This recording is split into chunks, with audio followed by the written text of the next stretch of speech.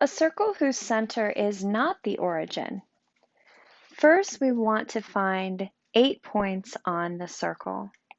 Now this circle is very similar to the circle we had previously, so we know that we can count to the right, to the left, up, and down to find those points on the circle, to find our first 4.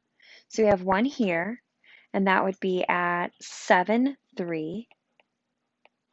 We know we can go over to the right 7 and up 3, and that's where we get that point 7, 3.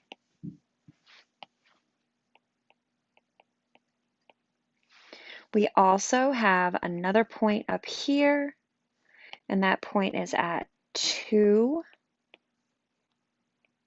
8. So 2, 8.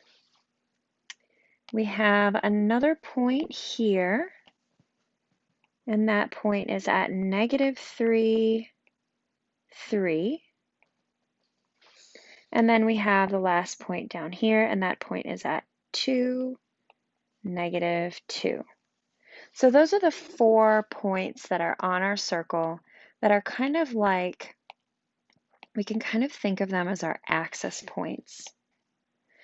So once we find those points, we can find more points. So let me list those out. 7, 3, 2, 8, -3, 3, and 2, -2. And all I did to find those was I just went from the center and just go to the right, go up, go left, and go down.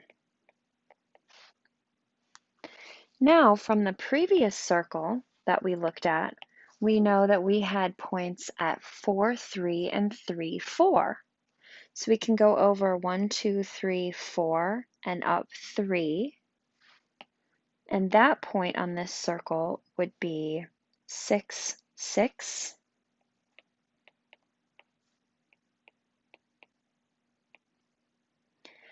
And we can go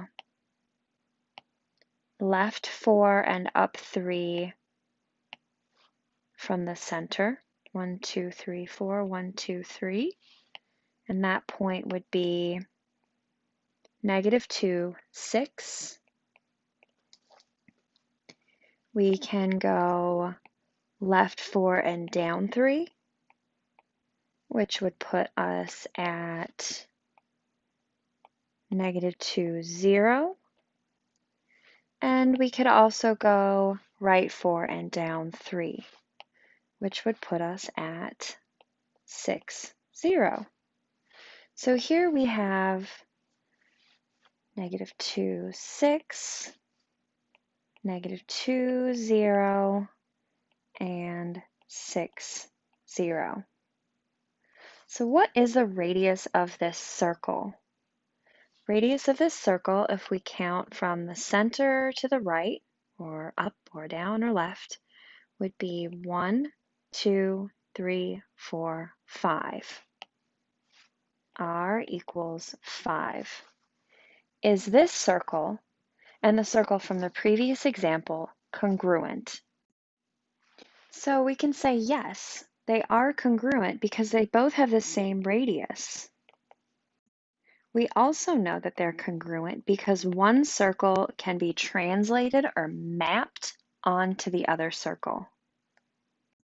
So if we picked this circle up and we shifted it over and down, it would fall right smack dab on top of the circle that we had earlier, the one that was at the origin and was a radius of 5.